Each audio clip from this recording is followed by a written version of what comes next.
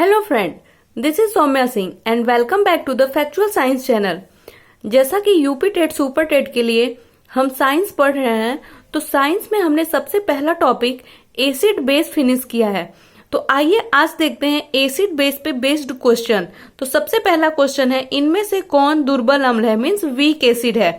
तो इसमें 4 ऑप्शन दिए हुए हैं, nitric acid, citric acid, sulphuric acid and hydrochloric acid. तो इसमें जो ऑप्शन सही है वो है साइट्रिक एसिड। तो आइए देखते हैं साइट्रिक एसिड ही क्यों वीक एसिड है। तो यहाँ पे इसका एक्सप्लेनेशन दिया हुआ है कि ऐसे अम्ल जो जल में आंशिक रूप से ही आयनीकृत होते हैं, इसके फलस्वरूप बहुत कम मात्रा में हाइड्रोजन आयन देते हैं, दुर्बल अम्ल कहलाते हैं। तो देखिए क्या होता है कि कुछ ऐसे एसिड होते हैं जब वो वाटर में आयोनाइज होते हैं तो वो हाइड्रोजन बहुत ही कम अमाउंट में बनाते हैं। तो ऐसे एसिड को क्या बोलते हैं, वीक एसिड बोलते हैं। और जो हायर अमाउंट में हाइड्रोजन आयन देते हैं उसको क्या बोलते हैं, स्ट्रॉन्ग एसिड बोलते हैं। तो जो साइट्रिक एसिड है, ये जब वाटर में आयोनाइज होता है तो ये बहुत ही लिस्ट अमाउंट में हाइड्रोजन आयन देता है, इसकी वजह से ये वीक एसिड में आता है। यहाँ पे देखिए कुछ एसिडिटी के ऑर्डर दिए हुए हैं। जैसे सबसे पहले दिया है HClO4। ये क्या करता है, ये वाटर में आयोनाइज होके बहुत अच्छा हाइड्रोजन आयन देता है, इसलिए ये स्ट्रॉन्ग एसिड में आता है। फिर है HI, HBr, H2SO4, HNO3, HCl, citric acid, RCOOH and ROH।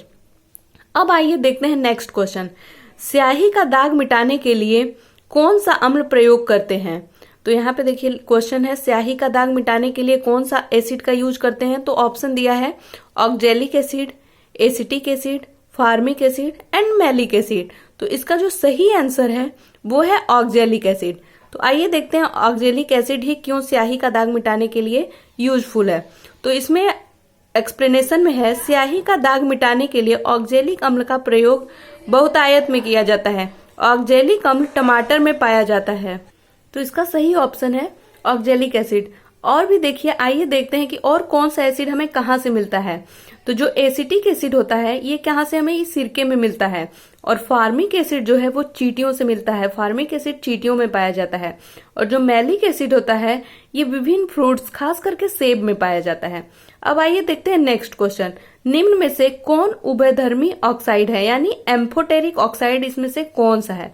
तो यहाँ पे कुछ ऑप्शन दिया हुआ है, SNO2, CaO, SiO2 and CO2। तो इसमें जो सही ऑप्शन है वो है ऑप्शन ए, SnO2। तो यहाँ पे ये क्या करता है, एम्फोटेरिक ऑक्साइड होता है। जो ऑक्साइड प्रबल क्षार के प्रति अम्ल के सदृश और प्रबल अम्लों के प्रति क्षार के सदृश व्यवहार करते हैं, उभयधर्मी कहलाते हैं। मतलब ऐसा जो एसिड बेस दोनों का एक्ट करे वो उभयधर्मी हो गए। उभयधर्मी ऑक्साइड प्रबल अम्लों और प्रबल क्षारों के साथ अभिक्रिया करके बनते हैं। तो जो एम्फोटेरिक ऑक्साइड होते हैं वो स्ट्रॉन्ग एसिड और स्ट्रॉन्ग बेस जब आपस में रिएक्ट करते हैं तो उसके थ्रू जो ऑक्साइड बनता है उसको हम एम्फोटेरिक ऑक्साइड कहते हैं। नेक्स्ट क्वेश्चन है, कोई विलयन जो लाल लिटमस पेपर को नीला कर देता है, इसका पीएच वैल्यू क्या होगा। तो जो इसका सही आंसर है, तो देखिए यहाँ पे होना चाहिए ऑप्शन डी, ये सही ऑप्शन है। क्यों, क्योंकि जो पीएच वैल्यू होती है वो 7 से जब हम आगे जाते हैं तो वो बेस का एक्ट करता है, 7 से पहले एसिड का एक्ट करता है। और जब किसी भी विलेन का पीएच वैल्यू 7 होता है मीन्स वो सोल्यूशन न्यूट्रल होता है। तो जब यहाँ पे देखिए एक ही ऑप्शन है वो है 10, जो कि बेसिसिटी का एक्ट करेगा। तो यहाँ पे पीएच वैल्यू 10 ही इसका सही आंसर होगा, जो कि लाल लिटमस पेपर को नीला कर देता है। अब देखते हैं नेक्स्ट क्वेश्चन, जंग लगना एक प्रक्रिया है। तो इसमें क्या कौन सा, अपचयन, ऑक्सीकरण, उपापचय, विस्थापन। तो मतलब कि इसमें देखिए 4 ऑप्शन दिया हुआ है कि जंग लगना कौन सा प्रोसेस है। तो जंग लगना इसमें सही ऑप्शन है ऑक्सीकरण रिएक्शन है, यानी ऑक्सीडेशन रिएक्शन है। क्यों, आइए देखते हैं। जंग लगना एक ऑक्सीडेशन रिएक्शन है। इस अभिक्रिया में पदार्थ में ऑक्सीजन मिल जाता है तथा उसमें से हाइड्रोजन निकल जाता है, जिससे उस पदार्थ के इलेक्ट्रॉन कम हो जाते हैं, अर्थात हाइड्रोजन की कमी हो जाती है, जिसके फलस्वरूप आयन पर धनावेश बढ़ जाता है तथा फेरस आयन फेरिक आयन में कन्वर्ट हो जाता है। तो फ्रेंड्स, जंग लगने का क्या कारण होता है, ये कौन सा प्रोसेस है, तो ये एक ऑक्सीडेशन प्रोसेस है। और इसमें क्या होता है इस अभिक्रिया में कि जो पदार्थ होते हैं वो ऑक्सीजन के साथ रिएक्ट कर लेते हैं, सबस्टेंस वो रिएक्ट कर लेते हैं। रिएक्ट करने के बाद उसमें से हाइड्रोजन आयन निकल जाता है, यानी उनके पास इलेक्ट्रॉन की कमी हो जाती है। जैसे कि यहाँ पे देखिए आयरन पे 2+ है, जैसे ही ऑक्सीजन से रिएक्ट करेगा तो यहाँ पे एक निकल जाएगा और आयरन पे 3+ आ जाएगा, इसके पास एक इलेक्ट्रॉन की कमी हो जाएगी, जिसकी वजह से ये एक ऑक्सीडेशन रिएक्शन है। नेक्स्ट क्वेश्चन, जब कोई कॉपर की प्लेट लंबे समय तक नम वायु में रखी जाती है तो इस प्लेट पर एक हल्की हरी परत जम जाती है। यह हरा पदार्थ क्या होता है? तो देखिए यहाँ पे 4 ऑप्शन है, कॉपर सल्फेट, कॉपर हाइड्रोक्साइड और कॉपर सल्फेट का मिश्रण। नेक्स्ट है कॉपर कार्बोनेट और कॉपर सल्फेट का मिश्रण। लास्ट है कॉपर कार्बोनेट और कॉपर हाइड्रोक्साइड का मिक्सर। तो इसमें जो सही ऑप्शन है वो सही ऑप्शन है डी। कॉपर के प्लेट को नम वायु में रखने पर यह वायुमंडलीय CO2 की नमी और CO2 के साथ रिएक्ट करके हरे रंग के हो जाते हैं, क्षारीय कॉपर कार्बोनेट में परिवर्तित हो जाता है।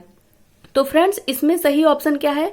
यह है सही ऑप्शन डी, कॉपर कार्बोनेट और कॉपर हाइड्रोक्साइड का मिश्रण जो होता है उसी की वजह से क्या होता है कि कॉपर की प्लेट लंबे समय तक अगर नम वायु में रख दें तो इस पे एक हल्की परत जम जाती है और ये हरा हो जाता है।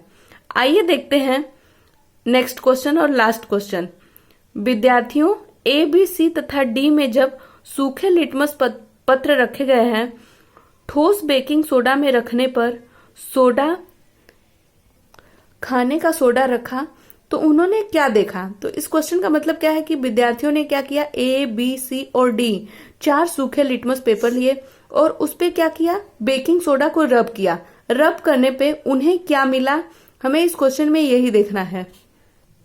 तो फ्रेंड्स, इसका आंसर क्या होगा कि अगर हम किसी भी सूखे बेकिंग सोडा को अगर लिटमस पेपर पे रब करेंगे तो उस पे हमें कोई इफेक्ट देखने को नहीं मिलेगा, क्योंकि उसमें कोई नमी होगी ही नहीं, तो वो कोई रिएक्ट ही नहीं करेगा।